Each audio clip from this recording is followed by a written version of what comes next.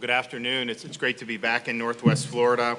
I want to thank Tom Van Osdal for having us here at Sacred Heart. Obviously, we've worked with Tom also with their facility in Jacksonville. We also have Dr. Jason Folan, pediatric intensive care pediatrician in chief. Dr. Pete Jennings, Chief Medical Officer here at Ascension Sacred Heart, and then Don Rudolph, President of Ascension Hospital. So we really appreciate you guys coming.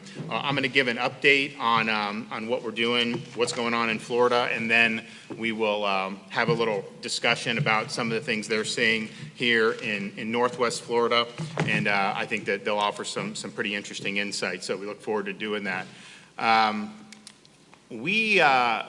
Here's what we've been seeing in terms of the cases that are coming in. And I know there's a lot of discussion about a number of cases and all this. And while the number of cases is something that you look at, what we've always looked at is the positivity rate of those cases. And the reason for that is for every case that's detected through a positive PCR test, there are probably 10 other infections out there. The CDC recently came out and said they believe that 10 times as many Americans have been infected as have actually tested positive. So that would mean instead of 25 million or 2.5 million, closer to 25 million.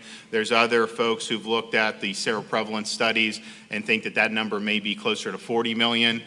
Whatever it is, I think everyone would agree that a positive test, the number of cases you detect, is not the sum total of the infections that you have throughout the community. And so if you test 25,000 people and your positivity rate remains stable, then you can double the testing capacity. You'll probably double the tests. Not really anything that would be unexpected. And so that is just something that's very, very important. What we've been doing, if you look at the slide, we were pretty much in that 10% range for positivity when we really started to ramp things up in March and into April. Now, we weren't testing nearly as much as we are now. Back then, you were pretty much testing people who were symptomatic, and usually people who were 65 and plus, sometimes a little younger than that, but that was really focusing on testing the folks who were going to be most vulnerable to the illness. As we got into April, we started testing more, but we also saw the positivity rate drop. And then really from the beginning of May through that first week of June, we were pretty stable between 3 and 5% positivity. And so as we would increase testing, you would have some more cases, but the cases were very stable, very manageable. And then what we started to see as we got into the second week of June, and then now certainly over the last 10 days, yes, we're increasing testing. As you've seen this past week, we've done more testing than we ever have by far. That May 17th week where you see the 243,000 tests, that was about 5 weeks worth of backlog negatives that got dumped that week. So we were not testing that much in that actual week. It was pretty much a consistent increase, but really jumped here in the last week to 10 days, which is a good thing. When you do that, you are going to find more cases because the detected cases are just a small fraction of the total amount of infections. But we have seen the positivity rate increase from the May standby of 4 or 5% to now 6/14 was almost 10% and now 12% with that. So when you see an increasing positivity, yeah, you're testing more, but you're finding more cases at a faster clip than if that positivity was stable. So that is something that we're really looking at, and as we're looking at all the different communities, seeing how that's going on, that positivity increase is really being driven by a big increase over the last 3 weeks in individuals testing positive throughout the state of Florida in younger age groups, particularly 18 to 44. And if you look at that 25 to 34 age group, that is now by far the leading age group for positive tests in the state of Florida. And that's something that's pretty new. Now, part of it was We weren't really looking for cases in those age groups when we were doing this in March and April, because as you see there, they're much less likely to see significant clinical outcomes, much less likely to be hospitalized, and way less likely to suffer a fatality. And yes, those fatalities are not all caused by COVID. They're fatalities with COVID, and so it does include more than just ones at that, but still, even with that, you still see the numbers in those younger age groups compared to the number of positive tests, very low fatality rates. And so you're seeing it in those groups who are less at risk, but you're seeing them test positive at much higher rates. I think 25 to 34 has been pretty close to 20%, and we're seeing it all across in the different areas of the state. This is the one kind of consistent thing. For most of this, you kind of had a South Florida story, then you had some other parts of Florida. Northwest Florida has always been, relatively low and stable. You are seeing South Florida again, and Miami obviously has the most cases, but this is something that we're seeing, over and over. And basically, I think from talking to folks, this is basically socializing. You have graduation parties, you're going out, you're doing different things, and in certain environments, that's going to be conducive to transmitting the virus. So here is the breakdown. Where our cases are coming from, by and large, are in the less risk demographics. But as you can see, as you get into the particularly 75 and up, the infections, fatalities per infection, much higher, of course, than in those younger age groups. And so part of what we want to do is continue to do things that I'll mention, protecting the long-term care facilities, obviously advising the senior citizens to limit contact outside the home as much as they can. But for these younger groups, I mean, they need to be thinking about who they're coming into contact with who may be in the more vulnerable groups, because you've seen this thing spread amongst them and their cohort, and if it spreads to the folks who are more elderly, that's going to result in negative outcomes in terms of health. What we talked about in March, the whole mantra was flatten the curve. We were able to do that here. There was dire predictions of running out of hospital space by April, and running out of ICU and all this stuff. That didn't happen. We had abundant capacity, and so we were able to do that and clearly beat the expectations of what people had said. Part of the reason you did the flatten the curve is because you wanted to make sure that the healthcare system would have the capacity to deal with infections as they came down. And you knew that there were going to just be infections. If you spread them out over a longer period of time, then you're in a situation where you can handle that better than in a place where the infections just run wild and it overwhelms the system. So, and I think you can see in June where we're at, much better than where we were in March. In March, we had 7 state-supported testing sites. They did about 20,000 tests amongst them over those weeks in March. Now we have 41 various testing sites, drive-through sites, pop-up retail sites, walk-up sites, mobile RV, and they've done close to 500,000 people now in the state of Florida. And so when we did the phase 1, we put more testing sites around because we wanted people to be able to get tested, including one here in Northwest Florida. And so that is night and day. When we were doing this in March, if you were somebody who was 30 years old and you had been exposed but didn't have symptoms, there is no way you would have gotten a test. They just were too scarce. Now people, even if they don't have symptoms, are able to go to a drive-through site and get a test. So we're in a much different spot in terms of that. Also PPE, one of the reasons why people were concerned about stress on hospitals was, yes, the patients coming in and did you have enough capacity in beds, but also this PPE was in really high demand. There was a worldwide crunch on the supply lines. That has since loosened up. All the hospitals are in a much better shape. The Department of Emergency Management here in Florida has sent huge amounts of PPE out to various healthcare workers and first responders, including more than 40 million masks and over 12 million gloves, as well as 1.7 million face shields. So in terms of the PPE, we have the PPE. Hospitals are in a much better spot with that, and then they're going to be able to handle patients as they come in a much better way. Also, some of the treatments we now see in COVID-19 recently, things like convalescent plasma, the remdesivir that we helped get down from the federal government, sent to all the hospitals, and then other types of therapies, whereas before it was try to put as many people on ventilators as you could. Now you have other ways. I think the physicians have really learned a lot, and then you're also in a situation where, we just have way fewer people, that need the mechanical ventilation now, as opposed to in March and early April, which is a really, really good thing. So learning about the virus, learning about the disease, and I think the folks throughout the state of Florida and the medical profession have really done a good job. And then we're also in much better shape with our long-term care facilities. Now, we did recognize this very early as something that was potentially a weak spot in terms of having a lot of vulnerable residents there to this virus.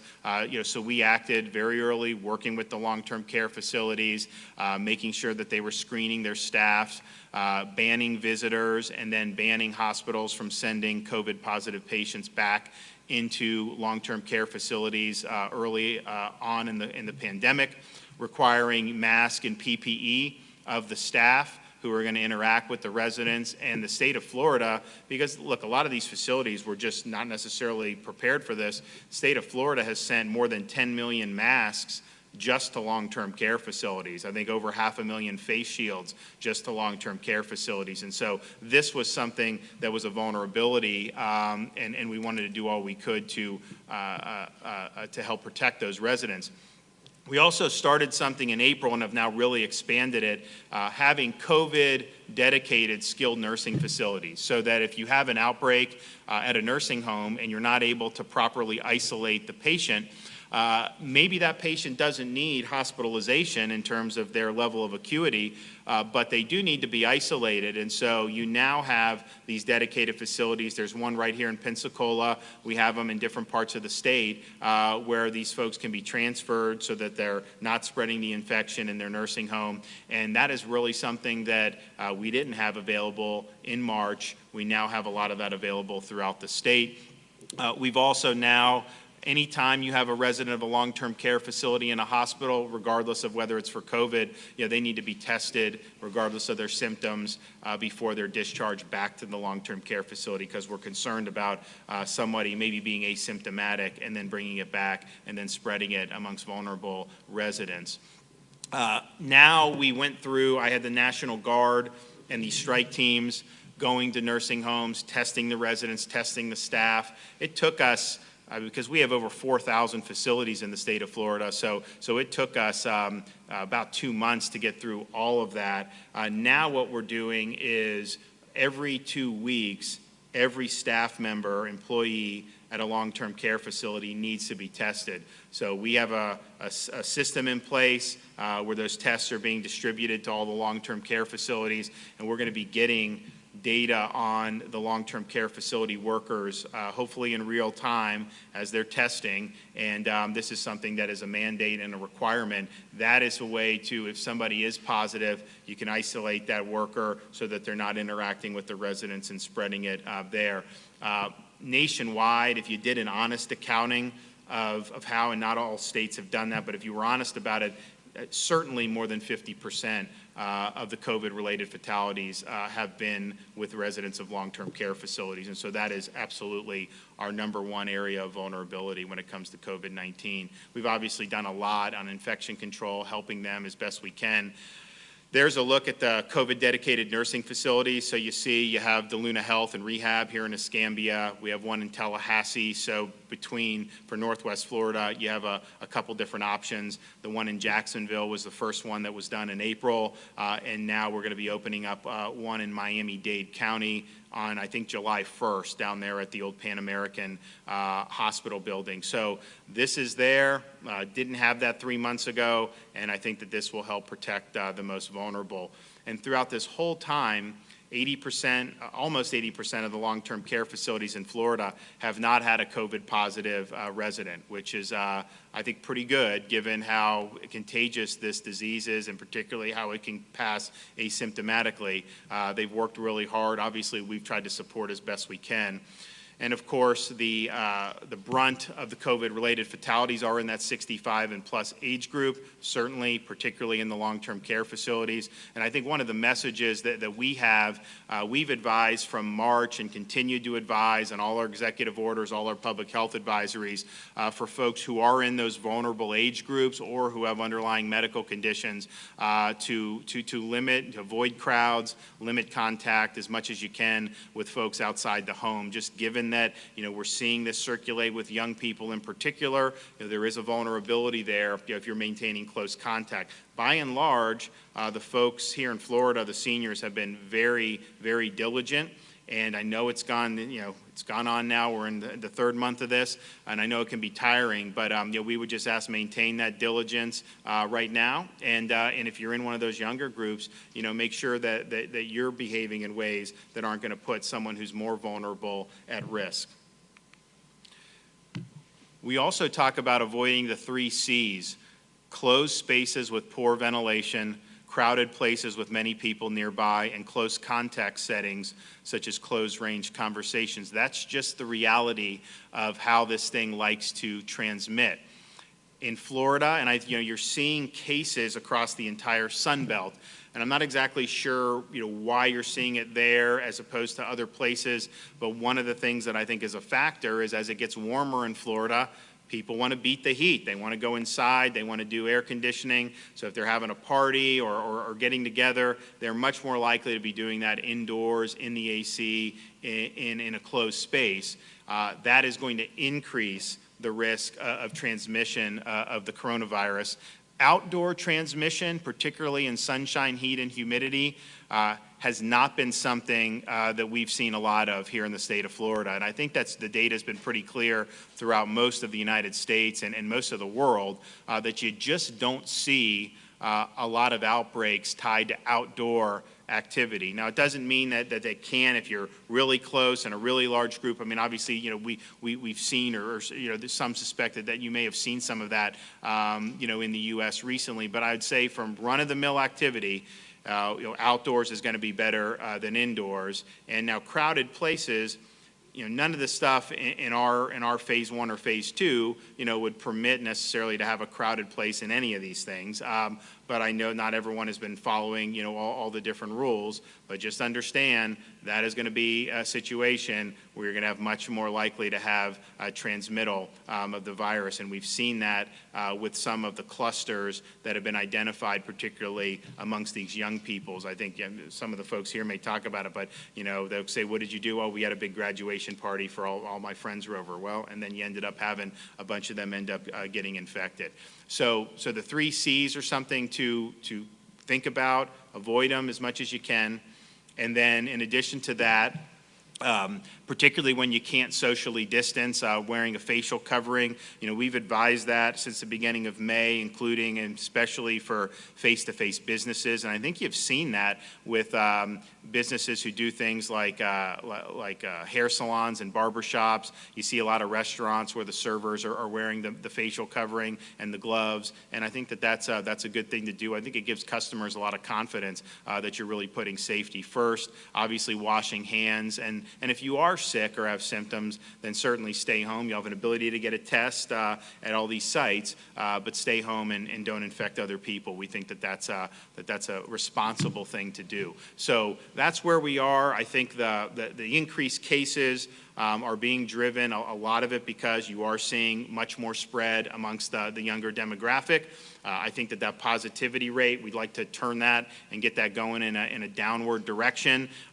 We are testing a lot more, and so part of this is you're testing in areas you wouldn't have been testing before, particularly in that 18 to 34 demographic. But it's important to identify who may be carrying this so that even if they aren't significantly ill from this, that they don't pass it to somebody else. else who may end up being more vulnerable to a serious illness. And so I appreciate being here. I want to turn it over to Tom to make some comments, and then we'll let some of the other physicians speak, and then maybe just have a discussion. So, thank you so much, Governor DeSantis, and we welcome you to Ascension Sacred Heart in Pensacola. We're glad to be with you again, and we're so grateful for your leadership. You and your team have been exceptionally responsive to our needs and consistently open to our input. We're grateful for everything you're doing to help protect our communities and our families during this unprecedented time. And we thank you for your strong advocacy on behalf of Floridians with the federal government as they provide aid in the form of CARES Act funding. And I really want to take this opportunity to recognize and celebrate our caregivers and our physicians, our associates, and our leadership team across Ascension, Florida and Gulf Coast, including those right here at Ascension Sacred Heart, Pensacola. Their efforts have been extraordinary, and they've gone above and beyond, tirelessly and selflessly, every moment of every day to provide clinically excellent, compassionate, personalized, safe care for every patient, every loved one, and they've cared for one another. I also want to emphasize, for anyone who needs care, especially if it's potentially for a serious illness or injury, don't delay getting the care you need. We have enhanced safeguards and state-of-the-art screening and infection prevention practices in place to ensure safety, clinical excellence, comfort, and healing. We continue our COVID-19 readiness and response plans to both eliminate the spread of the virus and to immediately surge, if necessary, to care for an influx of patients should we experience that. And we continue to lead Pensacola and the Panhandle in providing COVID-19 testing, including at our multiple drive-through locations. As we continue to work in close partnership with local, state, and federal authorities and health officials, we also need your help from everyone across our community. You can help by following the guidelines that we've been encouraging you to follow all along. Wash your hands frequently, maintain appropriate physical distancing, and wear a mask in public to protect others. This is a public health safety measure similar to safety standards we follow every day, like obeying traffic laws. This is no different. Take care of each other. Don't leave home without a mask. This challenge is far from over, but I'm confident that we'll get through this together and emerge smarter and more unified as Floridians than ever before. And again, we thank you and welcome you, Governor DeSantis. And now it's my pleasure to introduce the president of Ascension Sacred Heart Hospital here in Pensacola, Dawn Rudolph. Thank you, Tom. I'd like to echo actually what Tom said, and thank you, Governor DeSantis, Mayor Robinson, and all of our local and state leaders and our healthcare workers here today. This pandemic has been unlike anything any of us have seen in our lifetimes, and we thank you for your leadership and collaboration as we worked through it together. To all of our healthcare professionals and essential workers everywhere, thank you for all that you continue to do. We know that it's not easy, especially for those that are in the front line. And I also especially want to thank everyone at Ascension Sacred Heart, Pensacola, for their tireless, selfless devotion to our patients and their loved ones. To our Ascension Medical Group staff here in Pensacola, thank you for your commitment to being the first to set up community-based drive-through COVID-19 testing and for continuing to do it today. Thanks to you, we've conducted more than 13,000 tests since we started back in March. We are grateful for our wonderful laboratory staff who enabled us to quickly begin analyzing tests in-house so that we could reduce the turnaround time and preserve PPE. We've been blessed to be able to assist other community hospitals and facilities across the region with quick analysis of their COVID-19 samples. I want to emphasize this. If you feel sick or have come into contact with someone with COVID-19, go get tested and quarantine until you get negative results. This is an important step to help us contain this virus and protect our healthcare workers. You've probably heard this a lot, but it's worth repeating. If you need emergency care, whether for your adults or for the little ones, do not delay. We are here and we're open to safely care for you, just as we've always been, especially in cases of stroke and heart attack, and don't let the concern about the virus keep you away. We are here for you. Again, thank you to our staff, to government and public health leaders, and to this wonderful community who has supported us and had been alongside us throughout this entire fight. We appreciate the collaboration. We all have to be in this together to keep our community safe. Thank you. And now I'd like to introduce our Chief Medical Officer for Ascension Sacred Heart Pensacola, Dr. Peter Jennings. Thank you, Dawn.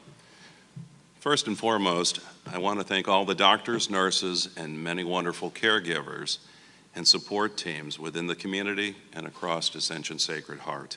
And thank you to the governor, the mayor, and our community as well for all of the support. Our state has seen a notable increase in COVID-19 cases in recent days. But there are steps that every single one of us can and should be taking to stop the spread of this virus.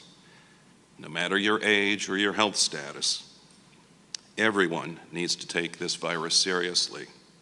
It can be unpredictable and impact people of all ages. Here are some steps we must take right now to stop the spread. Maintain social distancing. Keep at least 6 feet between you and others when in public. Don't gather in crowds.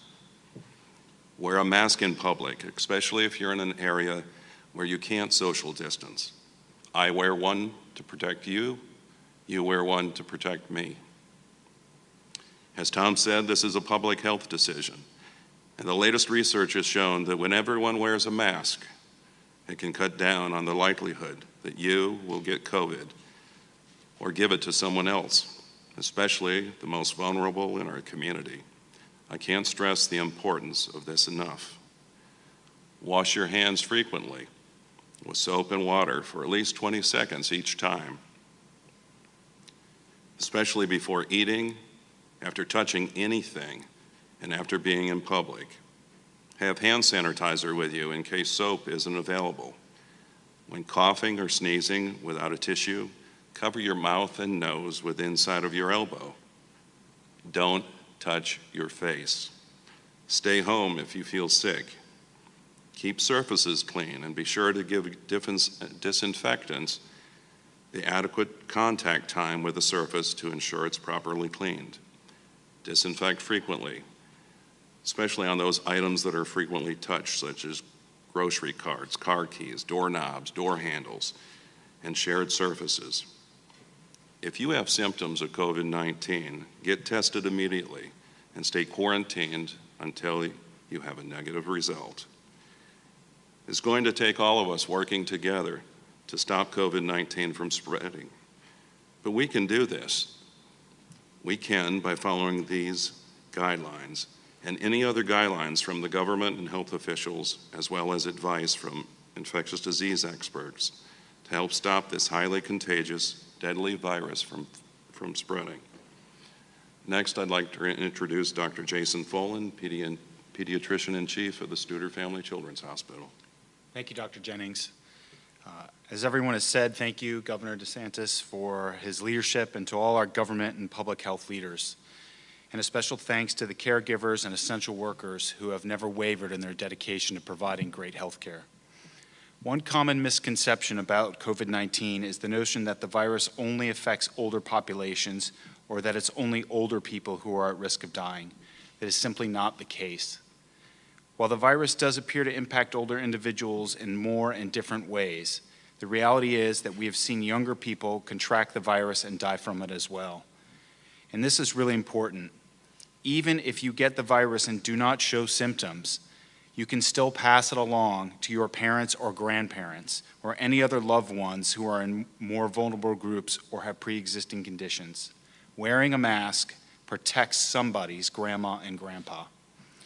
So we all need to take this seriously and think about how our actions can not only negatively impact our health, but can also negatively impact the people around us. Now is not the time to get complacent. The virus is here, and we all have to work together to keep ourselves and everyone around us safe.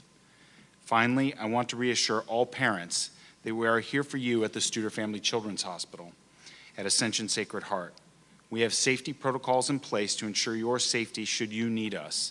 So if your little ones need care, please don't delay in seeking it. Thank you.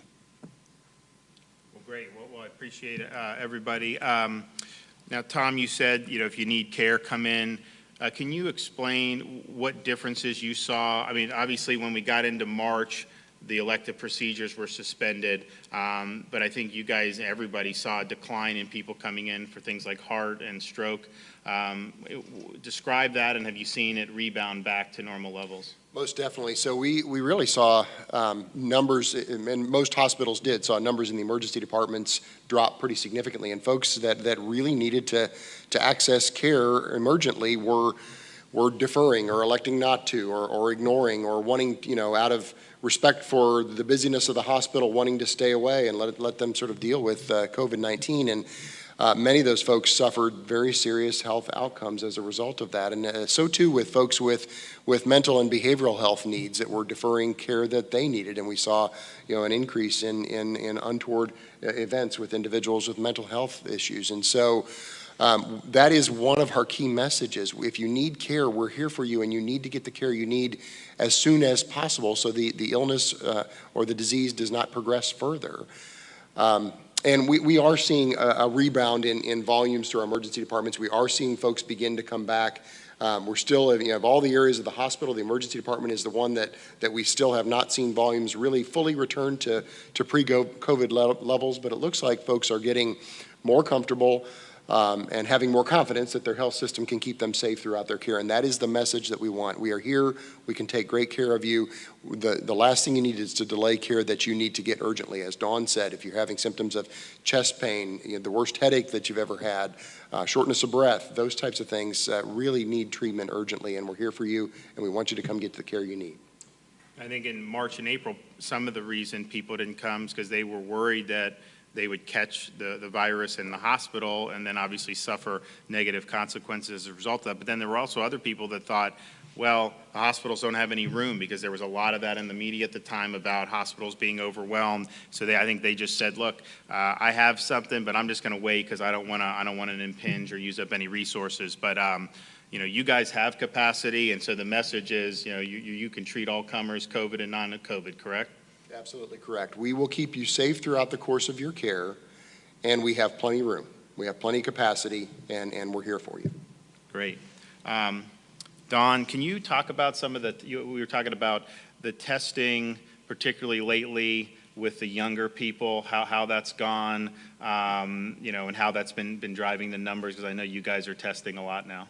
Right. In our mobile site testing area, when we started out, we were seeing a little over 100 people a day.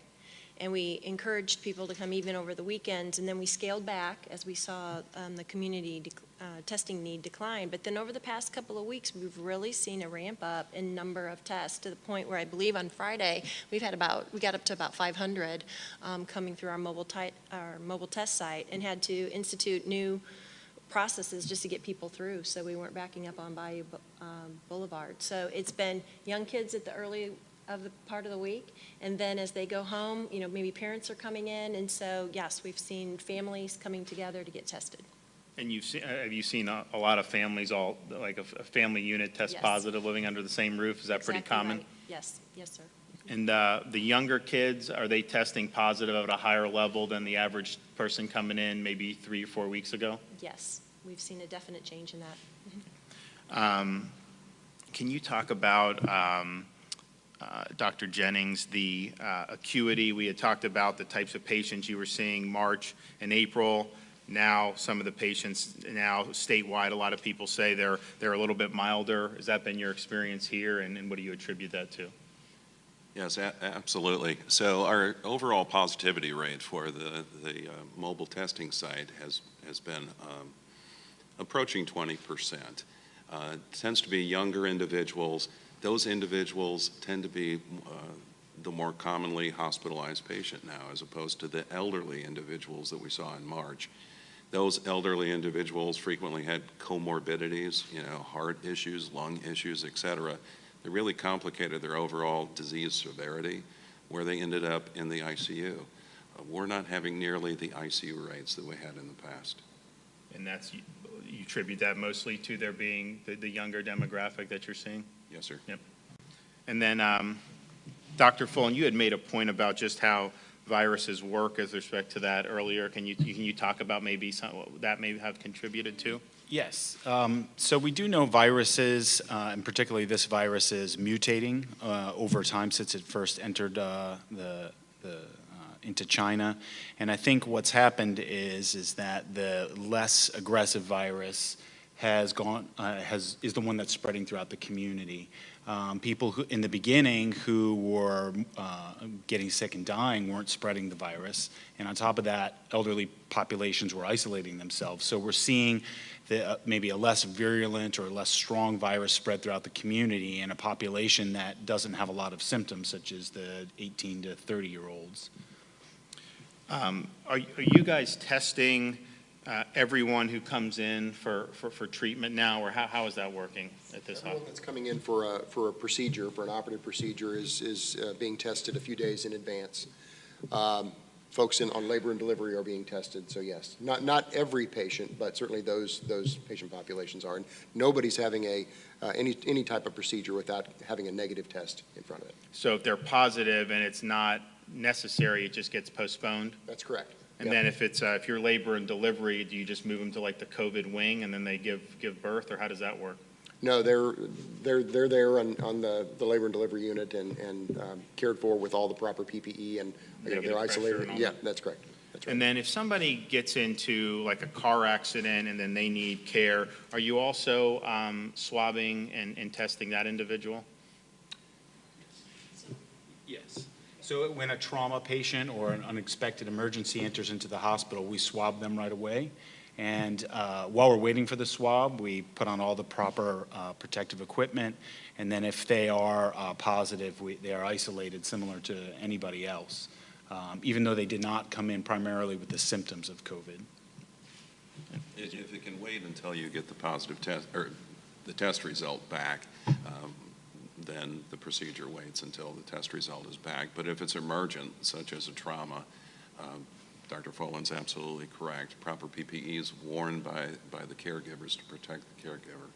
And when did you start testing? Because I remember in March, my wife and I were in, she had our daughter was born, and she did not get tested. I mean, I think obviously the testing capacity was a little bit different. And then we put in the elective surgeries at the beginning of May. Was that when you did the elective surgeries that you decided to make sure you're testing people, or when did that? Because we're seeing that throughout the state.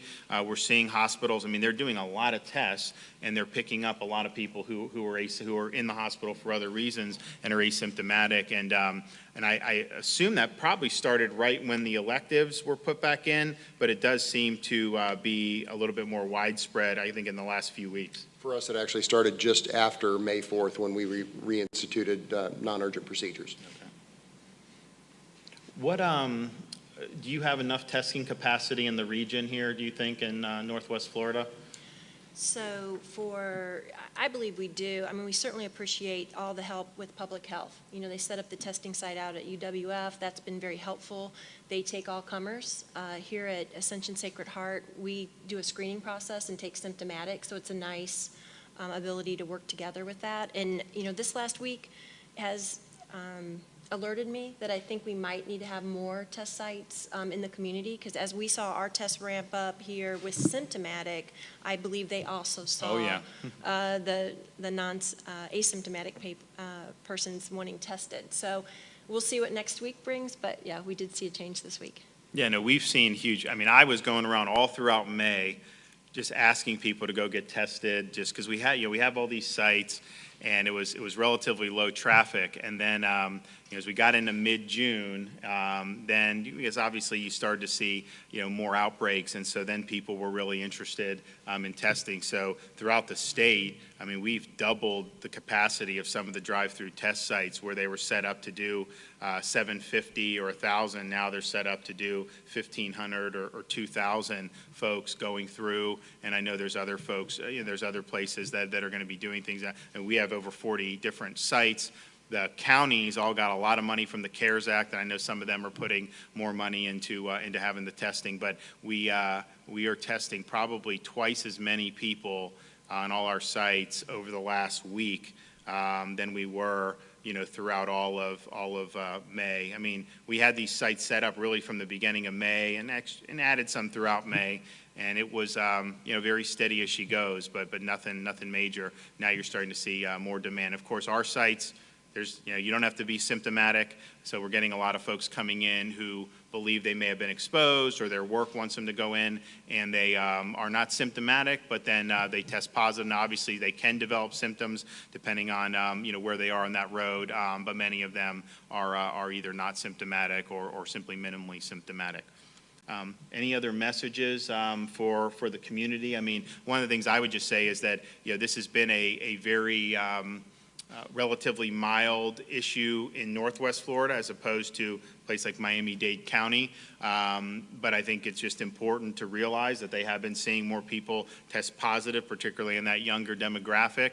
And, if you're in some of those vulnerable groups, maintaining, the proper social distance and limiting contact, is a smart thing.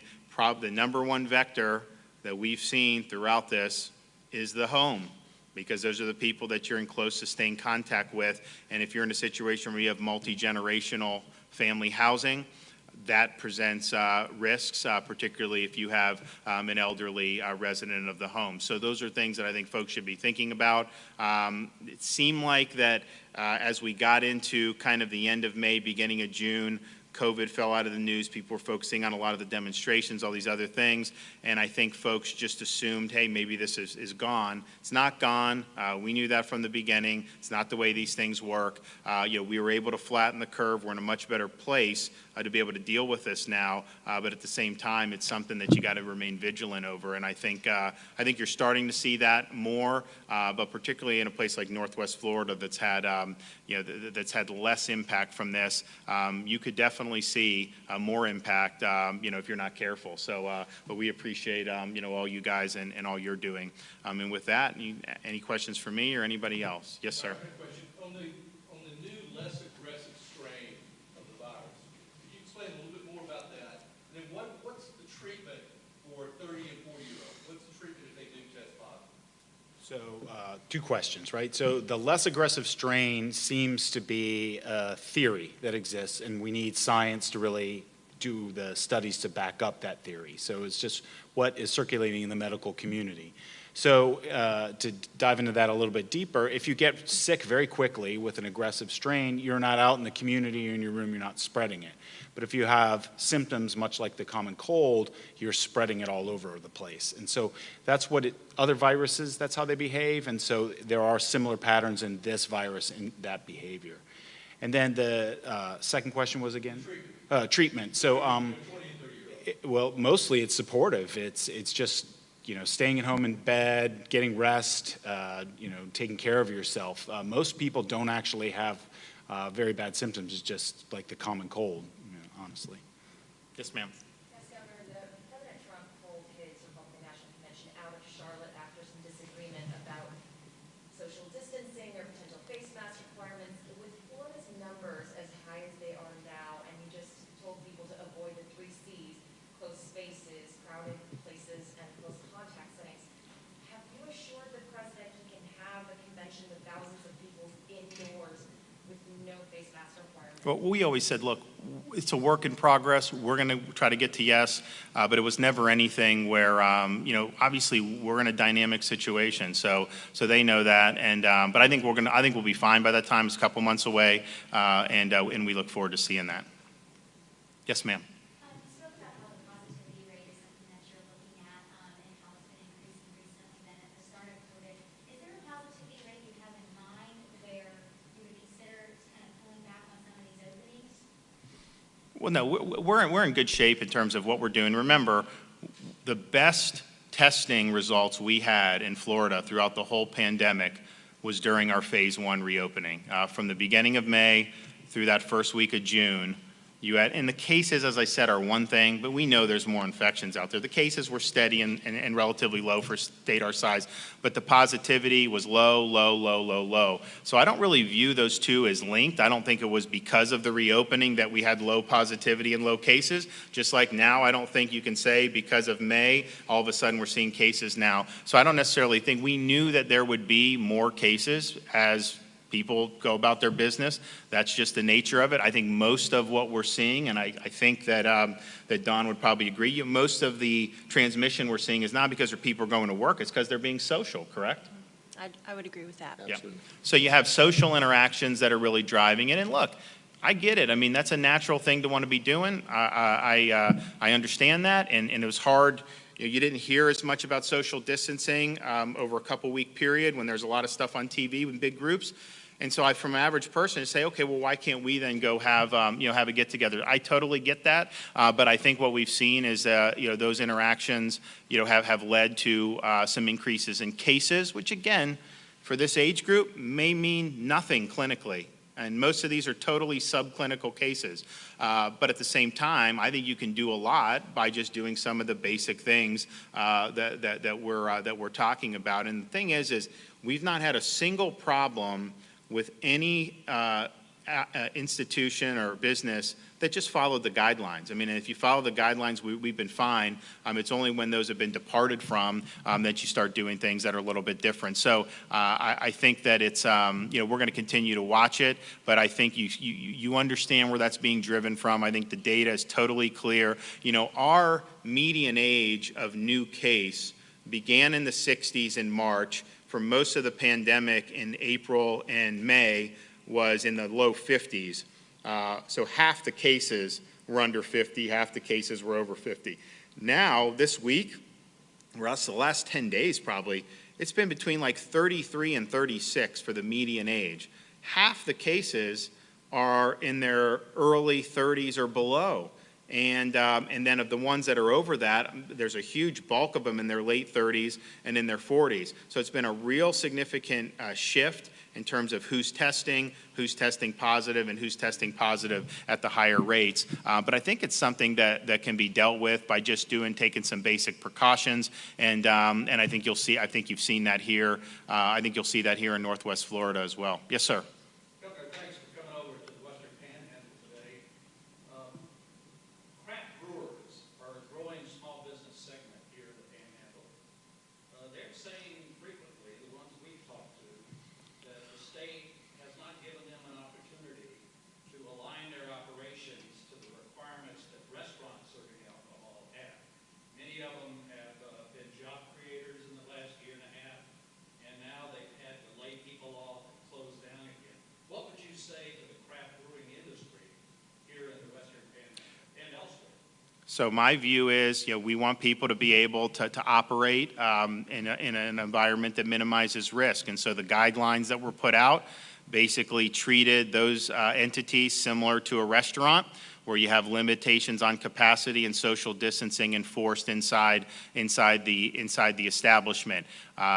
For those entities, unfortunately, there was just widespread noncompliance, and so my agency, is trying to figure out a way forward. But you had so many examples where those guidelines were just tossed aside, and in the instances where we've seen outbreaks tied to establishments like that, it has invariably been because they packed so many people in and created the type of environment that we're trying to avoid. And so when folks have followed the guidelines, you haven't had problems, and I think most of the restaurants have done a really, really good job. Obviously, we've had people out and about the whole time in grocery stores and other things, so we know it can be done safely if you have the proper precautions. Those were situations in which, caution, I think, was thrown to the wind, and so we are where we are on it. But I do think people should be able to operate, but you got to do it in a way that's minimizing risk, and that's a easy example. I think a lot of the testing, when you find the young people, it's like they go to parties, and then some of them do go to some of these establishments. So, we just want to minimize that. I think that will be very helpful for us. And again, like for a lot of the younger people, they may be at lower risk, but particularly if they live in multi-generational housing, that's a risk that could be brought home to folks who may not be so lucky. Two more questions, please. Yes, sir. Governor, you said by the time the convention rolls around, that things have been fine. Is that something that would happen on the calendar? Chair? When's the convention? The end of August. 24th and 27th. I mean, if we continue to social distance, wash our hands, and wear a mask, it's reasonable that things could be in a more manageable state. than they are even today. And I think today we're in a very good state. I mean, we understand the disease for the most part and know how it spreads.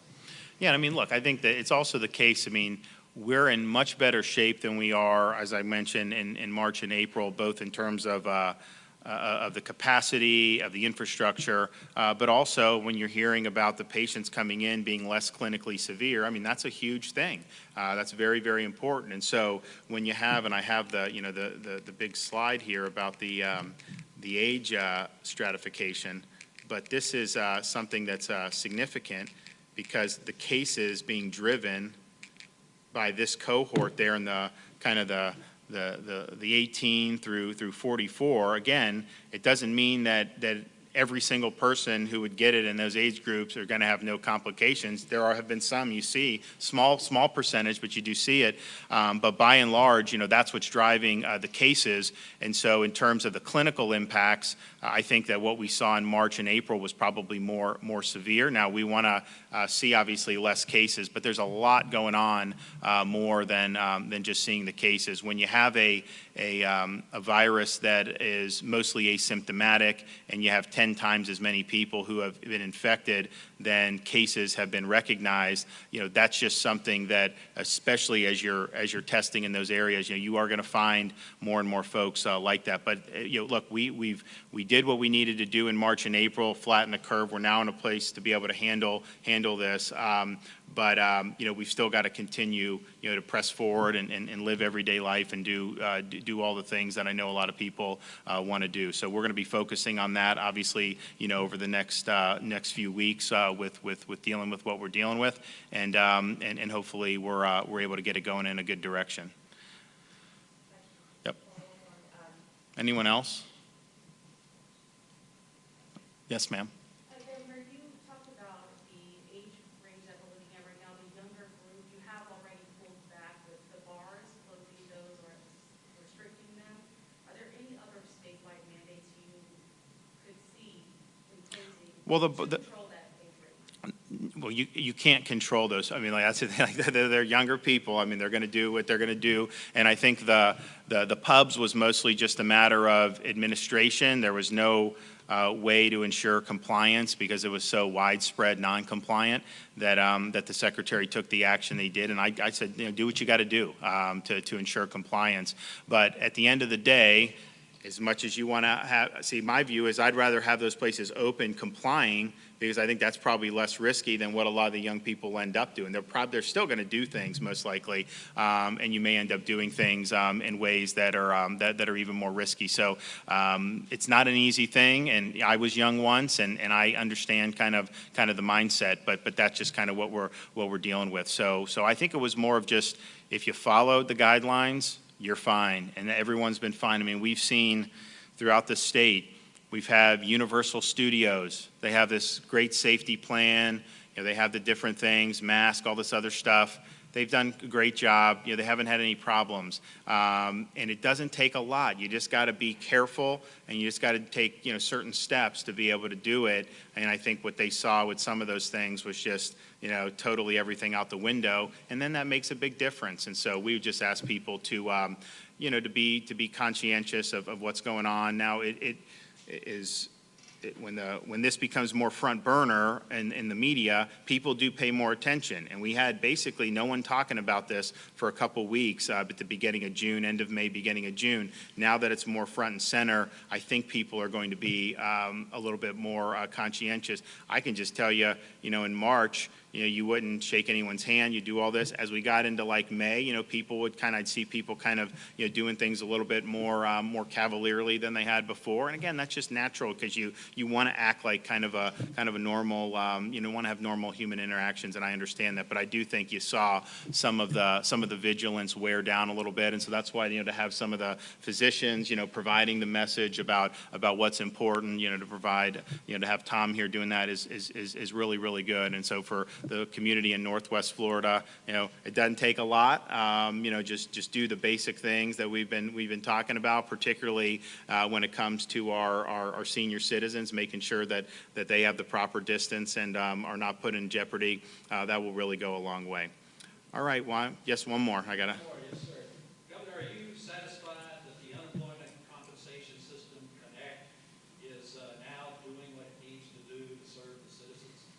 So we have now paid out, I think, $7.5 billion.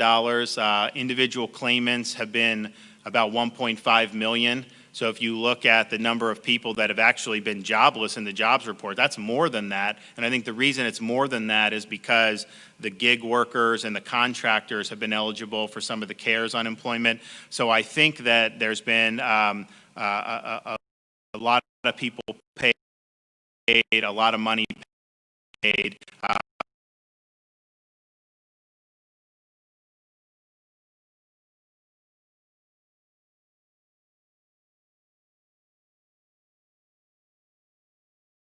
Want to get back to work, but it's been a difficult economic situation, and to have that type of money come out, have 1.5 million claims paid out, individual claimants, that's much better off than we were, at the beginning of April, where the system was basically broken in half. Thank you. Thank you.